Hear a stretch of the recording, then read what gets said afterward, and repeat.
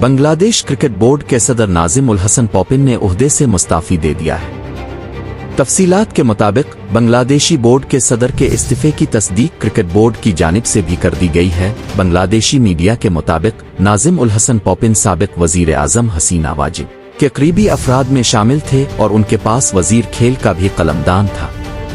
یاد رہے کہ طلبہ کے احتجاج اور 300 سے زائد لوگوں کی ہلاکت کے بعد چند روز قبل بنگلہ دیش کی سابق وزیر اعظم شیخ حسینہ واجد شدید دباؤ کے پیش نظر استعفیٰ دے کر ملک سے فرار ہو کر بھارت چلی گئی تھی۔ شیخ حسینہ واجد کے بھارت فرار ہونے کے بعد آرمی چیف نے ملک کی باغ دوڑ سنبھالی اور پھر نوبیل انعام یافتہ ڈاکٹر محمد یونس کی سربراہی میں عبوری حکومت قائم کی گئی۔